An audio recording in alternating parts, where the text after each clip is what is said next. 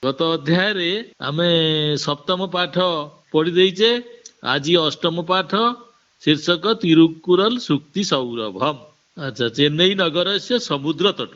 ଚେନ୍ନାଇ ନଗରର ଗୋଟେ ସି ସୋର, ସମୁଦ୍ର କୂଳ। ତତ୍ର ତିରୁବଲ୍ଲୁବରସ୍ୟ ପ୍ରତିମାମ ଦୃଷ୍ଟ୍ୱା, ସମୁଦ୍ର କୂଳରେ ତିରୁବଲ୍ଲୁବରଙ୍କର ଫଟୋ ଚିତ୍ରକୁ ଦେଖି ଛାତ୍ରମାନେ ପରସ୍ପର ଭିତରେ ଆଲୋଚନା କରୁଛନ୍ତି। ପରସ୍ପରମ ଚର୍ଚ୍ଚାମ କୁର୍ବନ୍ତି ଛାତ୍ରାଃ। ଶାରଦା କହୁଛି, ନମିତେ ପଶ୍ୟ ପଶ୍ୟ ଏତାଂ ପ୍ରତିମା, ଏ ଫଟୋ ଚିତ୍ରଟିକୁ ଦେଖ। ମନେ କୋପି ମହାକବି, ମୁଁ ଭାବୁଛି, ଇଏ ଫଟୋ ଚିତ୍ରକୁ ଦେଖିକିରି ମୁଁ ଭାବୁଛି ଯେ ଇଏ ନିଶ୍ଚିତ ଭାବରେ ଜଣେ ବଡ କବି। ନମିତା କହୁଛି, କଥଂ ମନ୍ୟସେ, କେମିତି ମନେ କରୁଛ ଯେ ଇଏ ଜଣେ ବଡ କବି ବୋଲି? ସଙ୍ଗୀତା କହୁଛି, କିଂ ନ ପଶ୍ୟସି, କଣ ଦେଖିପାରୁନ? ଯତ ଅସ୍ୟ ହସ୍ତେ ତୁ ପୁସ୍ତକଂ ଇବ କିଞ୍ଚିତ ବିରାଜତେ, ୟାଙ୍କ ହାତରେ ବହି ଭଳିଆ ଗୋଟେ କିଛି ଦେଖାଯାଉଛି, ଶୋଭା ପାଉଛି। ଆଦିତ୍ୟ କହୁଛି, ଆମ୍ ଆମ୍, ହଁ ହଁ, କିମପି ଲିଖତି ସହ, ଲେଖିଲା ଭଳି ଜଣା ପଡୁଛି। କଣ ଗୋଟେ ସେ ଲେଖୁଛନ୍ତି। ବୈଭବ ନନୁ ଅତ୍ରୈବ ଲିଖିତମ୍, ଆରେ ଏଠି ତ ଲେଖା ଅଛି, ଇଏ ସକଳୁ ମହାକବି ତିରୁବଲ୍ଲୁବର ଇତି, ଇଏ ତ ହଉଛନ୍ତି ମହାକବି ତିରୁବଲ୍ଲୁବର। ସୌମ୍ୟା କହୁଛି, ଅହୁ ଦୈବ ମହାକବି, ଇଏ ହଉଛନ୍ତି ମହାକବି ତିରୁବଲ୍ଲୁବର। ଯେନ ତିରୁକୁରଲ ଇତି ମହାନ ପାବନ ଗ୍ରନ୍ଥ ବିରଚିତ, ତିରୁକୁରଲ ବୋଲି ଗୋଟେ ବଡ ପବିତ୍ର ଗ୍ରନ୍ଥ, ତାକୁ ଏଇ ତିରୁବଲ୍ଲୁବର ରଚନା କରିଅଛନ୍ତି। ହାର୍ଦ୍ଦିକ, ହଁ ହଁ, ମମ ଜନକସ୍ତୁ ପ୍ରତିଦିନ ଏବ ଅସ୍ୟ ପାଠମ କରୁତି, ମୋ ବାପା ଡେଲି ପ୍ରତିଦିନ ଏ ବହିକୁ, ଏ ଗ୍ରନ୍ଥକୁ ଅଧ୍ୟୟନ ପାଠ ପଢନ୍ତି। ନତୁ ଅଧିକାଂଶ ପଦ୍ୟାନି କଣ୍ଠସ୍ଥି କୃତା, ପ୍ରତିଦିନ ପଢିବା ଫଳରେ ତାଙ୍କର ଏଥିରୁ ଅଧିକାଂଶ ପଦ୍ୟ କଣ୍ଠସ୍ଥି କୃତାନି, ଅର୍ଥାତ୍ ମୁଖସ୍ଥ ହେଇଯାଇଛି, କଣ୍ଠସ୍ଥି କୃତ ତାଙ୍କର ହେଇଯାଇଛି। ଭୂକ୍ଷଜ, ଇଏ ଆଉ ଜଣେ ପିଲା କହୁଛ, ହୁ ସ୍ମରାମି, ଆରେ ମନେ ପଡିଲା, ଅସ୍ମାକମ ସଂସ୍କୃତ ପୁସ୍ତକେ ତୁ ଅସ୍ୟ ଗ୍ରନ୍ଥ ଅସ୍ୟ ଏବ ଗ୍ରନ୍ଥସ୍ୟ, ଆମ ସଂସ୍କୃତ ବହି ଏ ଯୋଉ ମଣିକା, ଏ ମଣିକାରେ ଅସ୍ୟ ଏବ ଗ୍ରନ୍ଥସ୍ୟ କତିଚିତ ପଦ୍ୟାନି, ଏଇ ତିରୁକୁରଲ ସୁକ୍ତି ସଂଗ୍ରହ ଏ ବହିରୁ କତିଚିତ ପଦ୍ୟାନି, କେତେ ଗୁଡିଏ ପଦ୍ୟ ଶ୍ଲୋକ ସଂସ୍କୃତ ଭାଷା ଅନୁଦ୍ୟ, ସଂସ୍କୃତ ଭାଷାରେ ଟ୍ରାନ୍ସଲେଟ କରାଯାଇ ପ୍ରଦତ୍ତାନି, ପ୍ରଦାନ କରାଯାଇ ଦିଆଯାଇଅଛି। ଅନ୍ୟ ସବୁ ପିଲାମାନେ ସେଠୁ ତରି ଅବଶ୍ୟମ ଏବ ପଠିଷ୍ୟାମ, ତାହେଲେ ଆମକୁ ନିଶ୍ଚିତ ଭାବରେ ପଢିବାକୁ ହବ। ତଂ ପାଠମ, ଆଉ ଜ୍ଞାନ ବୃଦ୍ଧି ଚ କରିଷ୍ୟାମ, ଆଉ ଆମର ଜ୍ଞାନ ବୃଦ୍ଧି କରିବା। ଏ ପାଠ ପଢିବା ଆଉ ଆମର ନଲେଜ ବଢେଇବା। ତିରୁକୁରଲ ସୁକ୍ତି ସୌରଭମ, ଅଷ୍ଟମ ପାଠ ତିରୁକୁରଲ ସୁକ୍ତି ସୌରଭମ। ତିରୁବଲ୍ଲୁବର ଯେଉଁ ବହିଟି ରଚନା କରିଥିଲେ, ଯେଉଁ ପବିତ୍ର ଗ୍ରନ୍ଥ ଲେଖିଥିଲେ, ତାକୁ କହନ୍ତି ତିରୁକୁରଲ। ଆଉ ସିଏ ହଉଛି ପଦ୍ୟ ଆକାରରେ ଲେଖିଥିଲେ, ଏବଂ ସେଇ ତିରୁକୁରଲ ପଦ୍ୟ ବହିରୁ, ଗ୍ରନ୍ଥରୁ, ପବିତ୍ର ଗ୍ରନ୍ଥରୁ କିଛି ଭଲ କଥା ଆମର ବର୍ତ୍ତମାନ ଇଏ ଲେସନରେ ସଂଗ୍ରହ କରାଯାଇ ଲେଖାଯାଇଅଛି। କଣ ହେଲା ନା, ପିତା ଯଚ୍ଛତି ପୁତ୍ରାୟ ବାଲ୍ୟେ ବିଦ୍ୟାଧନଂ ମହତ୍, ପିତାସ୍ୟ କିଂ ତପସ୍ତେପେ ଇତ୍ୟୁକ୍ତି ତତ୍ କୃତଜ୍ଞତା। ଏ ଯୋଉ ସୁକ୍ତି ମାନେ ଉପଦେଶ କଥା ତିରୁକୁରଲ ରଚନା କରିଛନ୍ତି। ତିରୁବଲ୍ଲୁବର ଯୋଉ ତିରୁକୁରଲ ବହି, ପବିତ୍ର ଗ୍ରନ୍ଥ, ଯୋଉଥିରେ ବହୁତ ଉପଦେଶ ଉପାଦେୟ କଥା ସେ ଲେଖି ଯାଇଅଛନ୍ତି। ପ୍ରଥମରେ ଆମର ପ୍ରଥମ ଶ୍ଲୋକ ଦଉଛି ଯେ, ପିତା ଯଚ୍ଛତି ପୁତ୍ରାୟ ବାଲ୍ୟେ ବିଦ୍ୟାଧନଂ ମହତ୍। ବାଲ୍ୟେ ମାନେ ପିଲାଦିନରୁ, ପିତା ପୁତ୍ରାୟ ମହତ୍ ବିଦ୍ୟାଧନଂ ଯଚ୍ଛତି, ବାପା ତା ପୁଅକୁ ଯୋଉ ମହାଧନ, ବିଦ୍ୟା ରୂପକ ମହାଧନକୁ ପିଲାଦିନରୁ ବାପା ତା ପୁଅକୁ ପ୍ରଦାନ କରିଥାଏ। ତାସ୍ୟ କିଂ ତପସ୍ତେପେ ଇତ୍ୟୁକ୍ତି ତତ୍ କୃତଜ୍ଞତା। ଅସ୍ୟ ପୁତ୍ରସ୍ୟ ପିତା କିଂ ତପଃ ତେପେ, ମାନେ କେତେ କଠିନ ତପସ୍ୟା, ଏଠି କଷ୍ଟ। ତପସ୍ୟା ମୁନି ଋଷି ମାନଙ୍କ କ୍ଷେତ୍ରରେ ତପସ୍ୟା ତପସ୍ୟା କୁହାଯାଏ, କିନ୍ତୁ ବାପାଙ୍କର ଏଇ ଯୋଉ ତପସ୍ୟା, ମାନେ ପୁଅକୁ ପାଠ ପଢେଇବା, ତାକୁ ପରିଶ୍ରମ କରିବା, ପଇସା ଖର୍ଚ୍ଚ କରିବା, ଟ୍ୟୁସନ ନବା, ସ୍କୁଲ ନବା ଇତ୍ୟାଦି, ଇଏ ଯେଉଁ ତପଃ, ଇଏ ଯେଉଁ କଷ୍ଟ, ଇଏ ପିତା ତା ପୁଅ ପାଇଁ ପିଲାଦିନରୁ କରିଥାଏ। ଆଚ୍ଛା, ପିତାସ୍ୟ କିଂ ତପ ତେପେ ଇତି ଉକ୍ତି ତତ୍ କୃତଜ୍ଞତା। ତେଣୁ ପୁଅ ଯେତେବେଳେ ପାଠଶାଠ ପଢି ବଡ଼ ବିଦ୍ୱାନ ବଡ଼ ଚାକିରି କରେ ସେତେବେଳେ ତାର ବାପା ପ୍ରତି କୃତଜ୍ଞତା ରହିବା ଦରକାର ଯେ ମୋ ବାପା ପିଲାଦିନରୁ ମତେ ବହୁ କଷ୍ଟ କରି ପାଠ ପଢେଇ ଥିବାରୁ ମୁଁ ଆଜି ଏତେ ବଡ଼ ଅଧିକାରୀ ଏତେ ବଡ଼ ଅଫିସର ଡାକ୍ତର ଇଞ୍ଜିନିୟର ପ୍ରଭୃତି ମୁଁ ଆଜି ହେଇପାରିଛି କେବଳ ଏ ମୋ ବାପାଙ୍କର କଷ୍ଟ ହେତୁ। ଯଦି ପୁଅ ତା ବାପାଙ୍କ ପାଖରେ ଏତିକି କଥା କହିଦିଏ ତାହେଲେ ଏଇ ହଉଛି ବାପାଙ୍କ ପାଖରେ ପୁଅର କୃତଜ୍ଞତା ମାନେ ଓବ୍ଲିଗେସନ। ଆଉ ପୁଅ ଏ କଥା ନ କହି ଯଦି ତା ବାପାକୁ କହେ ଯେ ସବୁ ବାପା ମାନେ ତାଙ୍କ ପିଲାମାନଙ୍କ ପାଇଁ ଏମିତି କରନ୍ତି ନା ତୁମେ ମୋ ପାଇଁ ଏକୁଟିଆ କରିଛ, ତାହେଲେ ଏ କଥା ଯଦି ପୁଅ ତା ବାପାକୁ କହେ ତାହେଲେ ତା ବାପାକୁ କେତେ କଷ୍ଟ ହଉଥିବ ଏଥିରୁ ଆମେ ଅନୁମାନ କରିବା। କିନ୍ତୁ ପୁଅ ଯଦି କହେ ଯାହା ହଉ ମୋ ବାପା ମୋତେ ବହୁ କଷ୍ଟ କରି ଆଜି ତ ପାଠ ପଢେଇଥିବାରୁ ମୁଁ ଆଜି ଏତେ ବଡ଼ ଅଧିକାରୀ ହେଇଯାଇଛି ଏତେ ବଡ଼ ପଦବୀ ପ୍ରାପ୍ତ ହେଇଛି, ତେଣୁ ଏତିକି ଯଦି ପୁଅ ତା ବାପା ପାଖରେ କହେ ତାହେଲେ ଏଇ କଥା ହଉଛି ବାପା ପାଖରେ ପୁଅର କୃତଜ୍ଞତା। ସେକେଣ୍ଡ ଶ୍ଲୋକ କହୁଛି ଅବକ୍ରତା ଯଥା ଚିତ୍ତେ ତଥା ବାଚି ଭବେତ୍ ଯଦି ତଦେବାହୁ ମହାତ୍ମାନ ସମତ୍ୱମିତି ତଥ୍ୟତଃ। ଯେ ଚିତ୍ତେ ଯଥା ଅବକ୍ରତା ମନରେ ଯେପରି ବକ୍ରତା ତ କୁଟିଳତା ଅବକ୍ରତା ହଉଛି ସରଳତା ମାନେ ସିମ୍ପଲିସିଟି। ଯଥା ଚିତ୍ତେ ମନରେ ଯେମିତି ସରଳତା ରହେ। ଆଚ୍ଛା ବାଚି ଯଦି ତଥା ଭବେ ଖାଲି ମନରେ ରହିଲେ ହବ ନାହିଁ, ଠିକ ସେଇଭଳି ସରଳତା ଯଦି ବାଚି ମାନେ କଥାରେ ରହେ ତାହେଲେ ତଦେବ ଆହୁ ମହାତ୍ମାନ ମହାତ୍ମା ମାନେ ଜ୍ଞାନୀ ଲୋକମାନେ ମହାପୁରୁଷ ମାନେ ତଦେବ ତାକୁ ହିଁ ତଥ୍ୟତଃ ପ୍ରକୃତରେ ସମତ୍ୱଂ ଇତି ଆହୁ ସମତ୍ୱ ବୋଲି କହନ୍ତି।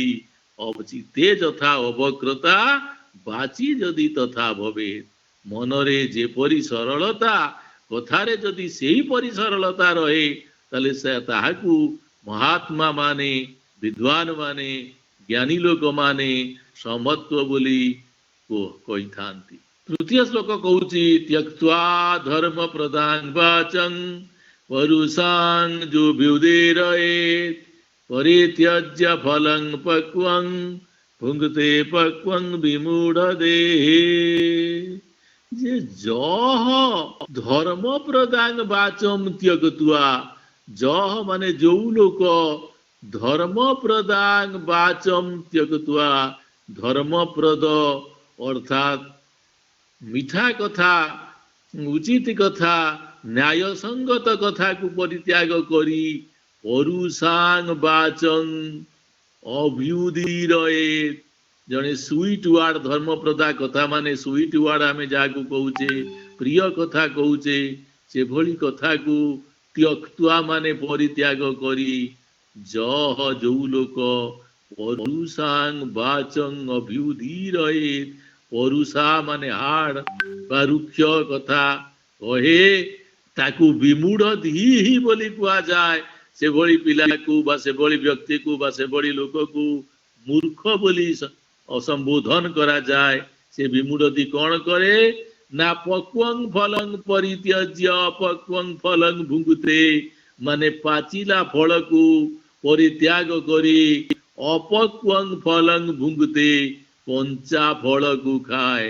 ଏ ଶ୍ଲୋକରେ ଧର୍ମପ୍ରଦା ବାକ୍ ଅର୍ଥାତ୍ ମଧୁର କଥାକୁ ପାଚିଲା ଫଳ ଏବଂ କଠିନ କଥାକୁ ରୁକ୍ଷ କଥାକୁ କଞ୍ଚା ଫଳ ବୋଲି ତୁଳନା କରାଯାଇଅଛି।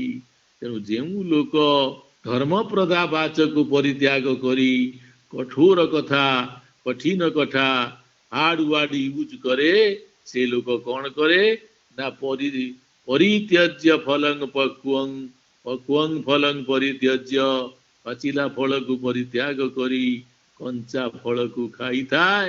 ଆଉ ତାକୁ ହିଁ ପ୍ରକୃତରେ ବା ସେଇ ବ୍ୟକ୍ତି ହିଁ ମୂର୍ଖ ବ୍ୟକ୍ତି ଭାବରେ ପରିଗଣିତ ହୋଇଥାଏ। ତୃତୀୟ ଶ୍ଲୋକ ସରିଲା। ଏବେ ଚତୁର୍ଥ ଶ୍ଲୋକ ବିଦ୍ୱାଂସ ଏବ ଲୋକେସ୍ମିନ୍ ଚକ୍ଷୁଷ୍ମନ୍ତଃ ପ୍ରକୀର୍ତ୍ତିତାଃ अन्येषां वदने जेतु ते चक्षु नाम निमते अस्मिनि लोके अर्थात ये संसार रे ये जगत रे जो माने विद्वान जो माने विद्यावंत सेई मान को चक्षुष्मंत प्रकीर्तिता से मान को चक्षुष्मान बोली कुआ जाए कारण मनीषर वास्तविक चक्षु होउची विद्या तेणु सेई विद्यार अधिकारी जो माने अर्थात विद्यावान माने विद्वान माने सेई माने ही प्रकृत रे चक्षुष्मंत बोली परिगणित हुअंती ये समाज रे किंतु अन्येषां वदने जेतु अन्य मानक मुख मंडल रे जो दुईटी ताकू जो दुईटी चक्षु से दुईटी नाम को मात्र चक्षु ताकू चक्षु बोली नाम रे कुहा जाए मात्र प्रकृत चक्षु हेउची विद्वान रो विद्या विद्या होउची मनीषर वास्तविक चक्षु विद्वांस तेणु कुहा जाए असुनि लोके विद्वांस एव चक्षुष्मंत ये संसार रे विद्वान माने ज्ञानी लोक माने ही चक्षुष्मान बोली परिगणित होइथान्ते। पंचम श्लोक कहूची जत् प्रोक्तम जेन केनापि तस्य तत्त्वार्थ निर्णयः कर्तुम शक्यो भवेत् जेन सविवेक इतिरितः जेन केनापि जे कौनसी लोक होना कहीं जत् प्रोक्तम जहाँ से कही दिए एवं तस्य सेई कथार तत्वार्थ निर्णय जे न कर्तुम शक्य सेई कथार प्रकृत अर्थ निर्णय जहा द्वारा करा जाए से विवेक इतिरित ताकू विवेक बोली कुहा जाए मनीष विवेक बल रे निजर विचार धारा बल रे कौनसी लोकर जे कौनसी लोक जहा कहूना कहीं ता कहिबार अर्थ ता कहिबार अभिप्राय से निज विवेक बल रे निजर विचार शक्ति बल रे निजर चिंताधारा बल रे सबू को निर्णय करिबारे समर्थ होई थाए तेणु मनीष निजर विवेक बल रे अन्यर कथा को निर्णय करिबारे अन्यर कथार प्रकृत अर्थ को निर्णय करिबारे निजर विवेक बल रे समर्थ होई थाए अर्थात सेया को विवेक बोली कुहा जाए अन्यर कथा को जहा द्वारा अन्य कथार तत्वार्थ को जहा द्वारा निर्णय करा जाए ताकू प्रकृत रे विवेक बोली कुहा जाए। षष्ठ श्लोक वाक्पटु धैर्यवान मंत्री सभायामप्यकातरः सकेनापि प्रकारेण परेण परिभूयते अर्थात जड़े मंत्री से वाक्पटु हवा दरकार कथारे तार पटुता रहिबा दरकार भल भाषण भल वक्तृता देई पारुथिबा दरकार एवं से धैर्यवान हेइथिबा दरकार ता पाखरे पेशेंस थिबा दरकार एवं सभायांग अपि अकातरः से सभारे मध्य निर्भीक भाव रे अवस्थान करि पारुथाय बा जे कोनोसी सभारे से निर्भीक भाव रे भाषण देई पारुथाय एवं स केनापि प्रकारेण न परिभूयते तेणु एतादृश मंत्री कौनसी प्रकार रे अन्य द्वारा अपमानित तिरस्कृत होई न थाए जेउ मंत्री वाक्पटु धैर्यवान एवं अकातरः अर्थात भल कही पारे धैर्यशील एवं निर्भीक सेपरी व्यक्ति सेपरी मंत्री कौनसी प्रकार अन्य द्वारा अपमानित तिरस्कृत बा निंदित होई न थाए। सप्तम श्लोक ज इच्छत्यात्मन श्रेय प्रभूतानि सुखानि च न गुर्ज्याद हितं कर्म सपरेभ्य कदापि च।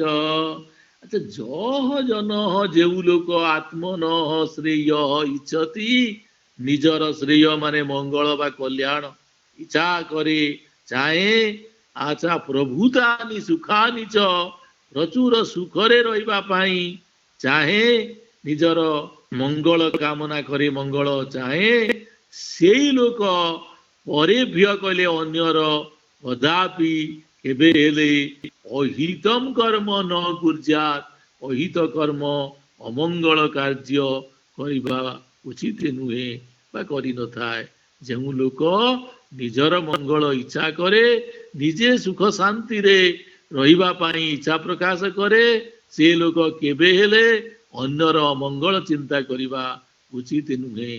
ଆମେ ଅନ୍ୟର ଯଦି ଅମଙ୍ଗଳ ଚିନ୍ତା କରିବା ତାହେଲେ ନିଜେ କେବେ ସୁଖରେ ବା ଶାନ୍ତିରେ ରହିପାରିବା ନାହିଁ। ତେଣୁ ନିଜେ ସୁଖରେ ବା ଶାନ୍ତିରେ ରହିବାକୁ ହେଲେ ନିଜର ମଙ୍ଗଳ ଇଚ୍ଛା କରୁଥିଲେ ଆମେ ଅନ୍ୟର ହିତ ବା ମଙ୍ଗଳ ଇଚ୍ଛା କରିବା ଉଚିତ। ଅନ୍ୟର ମଙ୍ଗଳ ଇଚ୍ଛା କଲେ ଅନ୍ୟର ହିତ ଆଚରଣ କଲେ ନିଜେ ଭଲରେ ବା ସୁଖରେ ରହିବା ସମର୍ଥ ହେବା। ଅଷ୍ଟମ ଶ୍ଲୋକ ଆଚାର ପ୍ରଥମो ଧର୍ମ ଇତେ ତଦ ବିଦୁଷାଂ ବଚଃ ତସ୍ମାତ୍ ରକ୍ଷେତ୍ ସଦାଚାରଂ ପ୍ରାଣେଭ୍ୟୋପି ବିଶେଷତଃ। ଯେ ଜ୍ଞାନୀ ଲୋକମାନେ ଏ କଥା କହନ୍ତି ଇତି ଏତଦ୍ ବିଦୁଷାଂ ବଚଃ, ବିଦ୍ୱାନ ଲୋକମାନଙ୍କର ଜ୍ଞାନୀ ଲୋକମାନଙ୍କର ଏ ହଉଛି ଉପଦେଶ କଥା ଯେ ଆଚାର ହଉଛି ମଣିଷର ପ୍ରଥମ ଧର୍ମ ବା ଶ୍ରେଷ୍ଠ ଧର୍ମ। ଆଚରଣ ଯଦି ଆମର ଶୁଦ୍ଧ ଅଛି ପବିତ୍ର ଅଛି ଠିକ ଅଛି ତାହେଲେ ଆମେ ସବୁ କିଛି ଓଭରକମ୍ କରି ଯାଇପାରିବା ବା ସବୁ କିଛି ଆମ ହାତ ପାହାନ୍ତାକୁ ଆସିଯିବ। ଆମେ ଯଦି ନିଜର ଆଚରଣ ଭୁଲ କରିବା ତାହେଲେ ସବୁ ଜିନିଷ ପାଖ ଜିନିଷ ମଧ୍ୟ ଆମ ପାଖରୁ ଦୂରେଇ ଯିବ, ଆମେ ସମାଜରେ ନିନ୍ଦିତ ହବା ଇତ୍ୟାଦି ଇତ୍ୟାଦି। ତେଣୁ ଆଚରଣ ସଦାଚାର ତସ୍ମାତ୍ ରକ୍ଷେତ୍ ସଦାଚାରମ୍, ସେଥିପାଇଁ କୁହାଯାଇଛି ପ୍ରାଣେଭ୍ୟଃ ବିଶେଷତଃ, ପ୍ରାଣେଭ୍ୟଃ ଅପି, ବିଶେଷ କରି ପ୍ରାଣ ବିନିମୟରେ ମଧ୍ୟ ସଦାଚାରକୁ ସବୁବେଳେ ରକ୍ଷା କରିବା ଉଚିତ। ଆଚାର ଅର୍ଥାତ୍ ସଦାଚାର, ଭଲ ବ୍ୟବହାର, ଶିଷ୍ଟାଚାର ଇଏ ଯଦି ମଣିଷ ପାଖରେ ଅଛି ତାହେଲେ ସେ ସବୁଠାରେ ପୂଜିତ ହୁଏ, ସବୁ ସମ୍ପତ୍ତି ଧନ ସମ୍ମାନର ଅଧିକାରୀ ହେଇଥାଏ। ତେଣୁ ସବୁବେଳେ ସଦାଚାରକୁ ରକ୍ଷା କରିବା ଉଚିତ। ଯଦି ଥରେ ତୁମେ ସମାଜ ଆଖିରେ ନିନ୍ଦିତ ହେଇଗଲ ତାହେଲେ ବଞ୍ଚିଥିବା ପର୍ଯ୍ୟନ୍ତ ତୁମର ସେଇ କଳଙ୍କ ସେ ନିନ୍ଦା ତୁମ ମୁଣ୍ଡରୁ କେବେ ହେଲେ ଯିବ ନାହିଁ।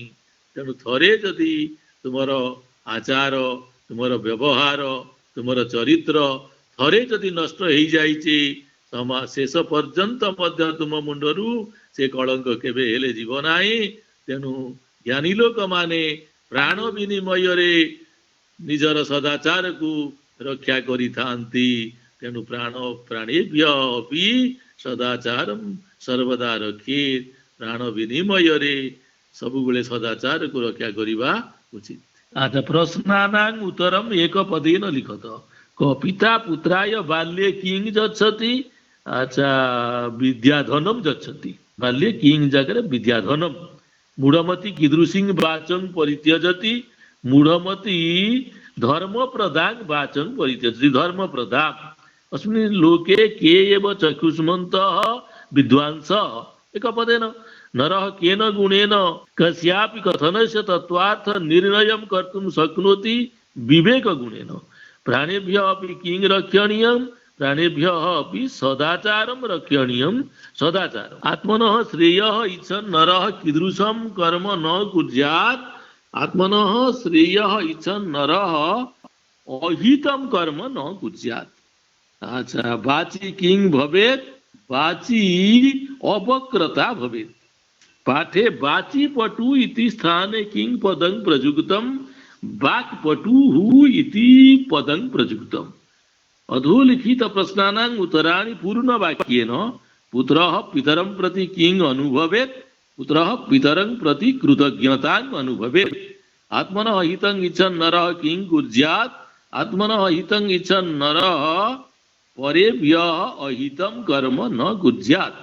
मूर्ख बुद्धि जन कीदृशीं वाणीं त्यजति? मूर्ख बुद्धि जन धर्म प्रदान वाणीं त्यजति। विदुषां वचः किम्? आचारः प्रथमो धर्म इत्येतद् विदुषां वचः। अर्थात् आचार प्रथम धर्म इति विदुषां वचः भवति। आचारः प्रथमः धर्म इति विदुषां वचः भवति। वस्तुतः लोके चक्षुष्मन्तः के कथिताः? वस्तुतः लोके विद्वांसः एव चक्षुष्मन्तः कथिताः। महात्मान समत्वम किम कथयन्ति न अवचित्ते वाची च अवक्रता महात्मान समत्वम कथयन्ति। चित्ते यथा अवक्रता वाची यदि तथा अवक्रता भवेत्, अर्थात चित्ते वाची च अवक्रता समत्वम इति महात्मानः कथयन्ति।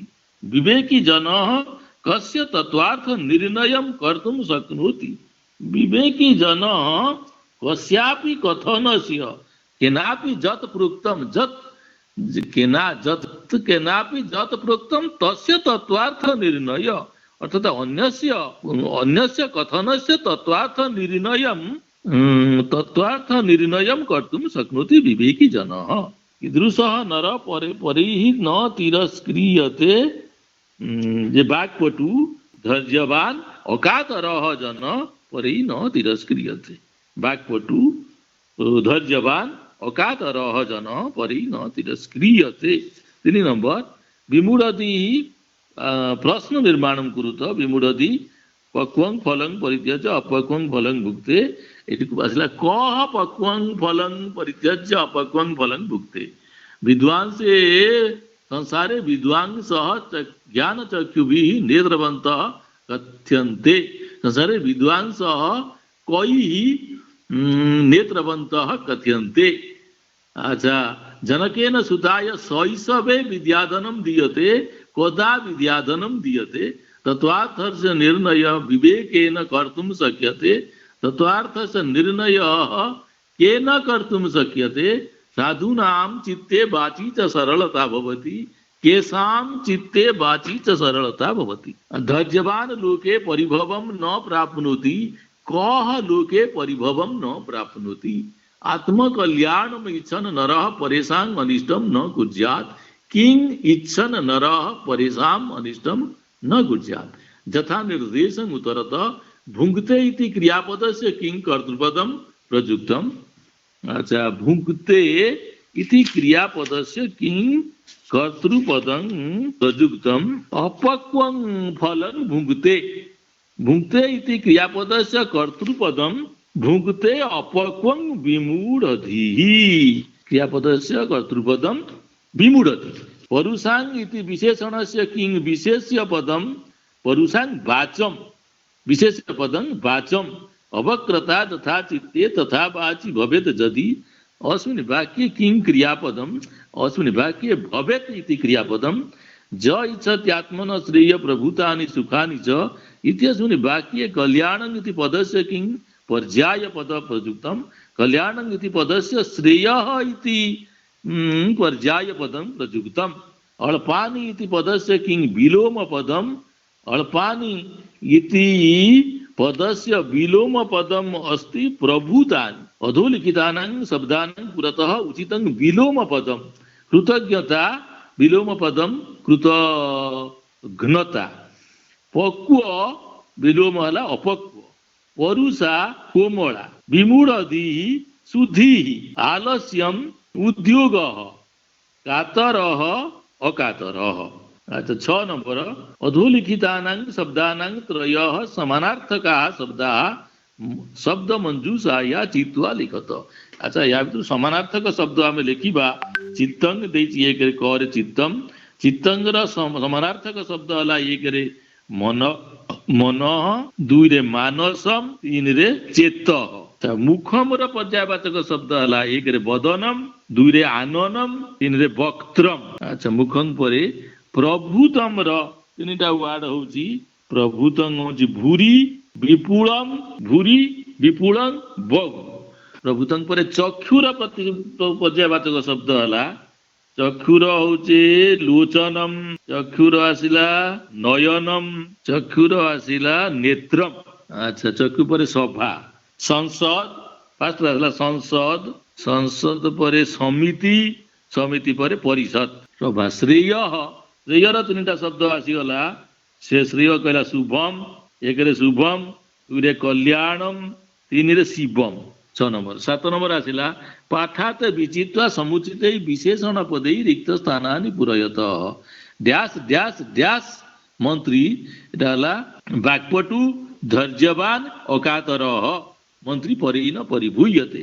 बुद्धिमान सदा ड्यास एव वाचं वदति बुद्धिमान सदा धर्म प्रदान एव वाचं वदति ज सुखानि इच्छति स अहितम कर्म त्यजेत ड्यास कर्म त्यजेत अहितम कर्म त्यजेत पुत्र शैशवे पितुः ड्यास विद्याधनं प्राप्नोति महत् विद्याधनं प्राप्नोति ड्यास ड्यास आचारः इति विद्वांसः मन्यन्ते प्रथमः धर्मः आचारः इति विद्वांसः मन्यन्ते 8 नंबर पाठात् चित्वा अधोलिखित पद्यांशानां भावम् उचित उपयुक्त पदे पूरयत चित्ते वाची च सरलता महात्मवि ड्यास मन्यते महात्मवि समत्वं मन्यते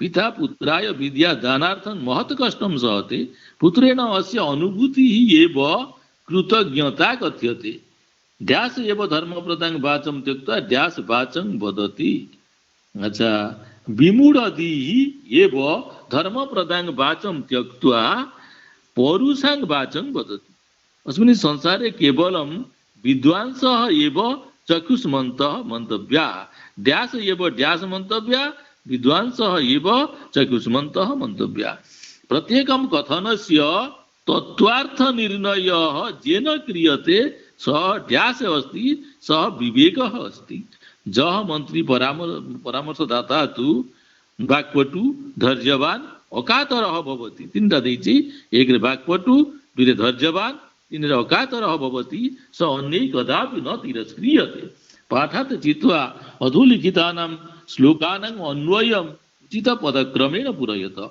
पिता पुत्राय बाल्ये महत् विद्याधनं यच्छति अस्य पिता किं तपः तेपे किं ड्यास तेपे जगरे तपः तेपे इति उक्ति ड्यास इति उक्ति तत् कृतज्ञता अच्छा जेन केनापि जत् प्रोक्तं जत् ड्यास जत् प्रोक्तं तस्य तत्त्वार्थ निर्णय जेन कर्तुं शक्य भवेत् स विवेक इति ईरितः जः आत्मनः श्रेयः ड्यास सुखानि प्रभूतानि सुखानि च इच्छति स परेभ्य अहितं ड्यास अहितं कर्म कदापि च न कुर्यात् 10 नंबर मंजूषायाः तद्भावात्मक सूचिः विचित्य सुक्तिः विचित्य अधोलिखित कथनानां समक्षं लिखत विद्याधनं महत् यार दौची देच मंजूषा भितर कोण ना विद्याधनं महतर देला विद्याधनं सर्वधन प्रधानम एके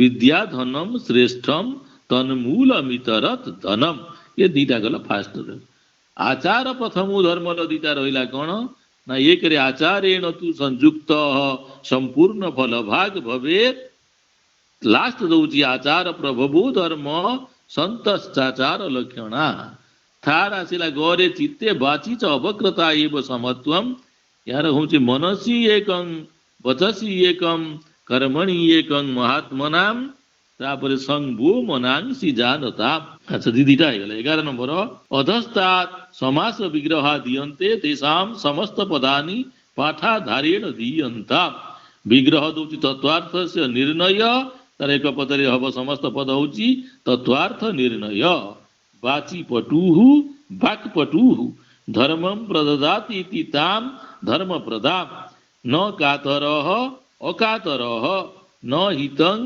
अहितं महान आत्मा जे सांगते महात्मानः विमूढ़ाधि जस्य सह विमूढ़धि 12 नंबर अधोलिखितेषु भिन्न प्रकृतिकं शब्दं रेखांकितं कुरुत देइछि तपः धर्मः श्रेयः वचः ये लिंग कारणात् ये से भिन्न प्रकृति लिंग अनुसारे तपः हौछि नपुंसक लिंग श्रेय हौछि नपुंसक वचः भी नपुंसक तो धर्मटा हौछि पुलिंग तेणु लिंग कारणरू धर्म हौछि भिन्न प्रकृतिक धर्म तले अंडरलाइन करथिले तापर खरे कहूछि तथ्यतः विशेषतः मुख्यतः इरितः एटा प्रत्यय कारणरू तथ्यतः रे तथ्य रे तहसील प्रत्यय विशेषतः रे विशेष शब्द रे तहसील प्रत्यय मुख्यतः रे मध्य मुख्य शब्द रे तहसील प्रत्यय किंतु इरित रे ईर धातु रे त प्रत्यय तेणु प्रत्यय कारणरू ईरित हौछि भिन्न लास्ट ईरित लघुता प्रकृतिता अवक्रता कृतज्ञता ये भी सही प्रत्यय कारणरू ଲଘୁ ଶବ୍ଦରେ ତଳ ପ୍ରତ୍ୟୟ ଲଘୁତା, ଅବକ୍ରରେ ତଳ ଅବକ୍ରତା, କୃତଜ୍ଞରେ ତଳ କୃତଜ୍ଞତା, କିନ୍ତୁ ପ୍ରକୀର୍ତ୍ତିତା ପ୍ର ଉପସର୍ଗ କୀର୍ତ୍ତି ଧାତୁରେ ତ ପ୍ରତ୍ୟୟ, ତେଣୁ ପ୍ରକୀର୍ତ୍ତିତାଟା ହେଲା ଭିନ୍ନ ପ୍ରାକୃତିକ ପ୍ରତ୍ୟୟ କାରଣରୁ। ଲୋକେ ଚିତ୍ତେ ବାଚି ଭୁଙ୍ଗୁତେ, ଇଏ ବିଭକ୍ତି କାରଣରୁ ଏହା ଭିତରେ ଲୋକେ ସପ୍ତମୀ, ଚିତ୍ତେ ସପ୍ତମୀ, ବାଚି ମଧ୍ୟ ସପ୍ତମୀ, କିନ୍ତୁ ଭୁଙ୍କ୍ତେଟା ହଉଛି ଗୋଟେ ଭର୍ବ, ଭୁଜ ଧାତୁର ଲଟ୍ ଲକାର ପ୍ରଥମ ପୁରୁଷ ଏକବଚନରେ ଭୁଙ୍କ୍ତେ, ତେଣୁ ଭୁଙ୍କ୍ତେ ହଉଛି ବିଭକ୍ତି କାରଣରୁ ଭିନ୍ନ। 13 ନମ୍ବର ଅଧୋଲିଖିତ ବାକ୍ୟେଷୁ ସ୍ଥୂଳାକ୍ଷର ପଦାନାଂ ପ୍ରସଙ୍ଗାନୁସାରଂ ଉଚିତଂ ଅର୍ଥଂ ଚିତ୍ତ୍ୱା ଲିଖତ। ଜ ପ୍ରସଙ୍ଗା ଜ ଇଚ୍ଛତି ଆତ୍ମନ ଶ୍ରେୟ, ୟାର ଉଚିତ ଅର୍ଥ ହଉଛି କଲ୍ୟାଣମ। ସେକେଣ୍ଡ ଖ ତଦେବ ଆହୁ ମହାତ୍ମାନ ସମତ୍ୱମିତି ତଥ୍ୟତ, ଆହୁର ଉଚିତ ଅର୍ଥ ହଉଛି କଥୟନ୍ତି। ଫାଷ୍ଟ ଗ ବାକ୍ପଟୁ ଧୈର୍ଯ୍ୟବାନ ମନ୍ତ୍ରୀ ସଭାୟାମପ୍ୟକାତରଃ ସ ପରି ନ ପରିଭୂୟତେ, ବାକ୍ପଟୁର ଅର୍ଥ ହଉଛି ବାକ୍ କୁଶଳ। ଥାର୍ଡ ତ୍ୟକ୍ତ୍ୱା ଧର୍ମପ୍ରଦାଂ ବାଚଂ ପରୁଷାଂ ଯୋଭିଉଦି ରହେତ୍, ପରୁଷାଂର ଉଚିତ ଅର୍ଥ ହଉଛି କଠୋରାମ, ପରୁଷାମ କଠୋରାମ। ଆଚ୍ଛା ସ ବିବେକ ଇତି ଇରିତଃ, ଇରିତର ଅର୍ଥ ହଉଛି କଥିତ। ସେକେଣ୍ଡ ଆଜି ଆମର ଲେସନ ସରିଗଲା। ଆସନ୍ତା ଅଧ୍ୟାୟରେ ଆମେ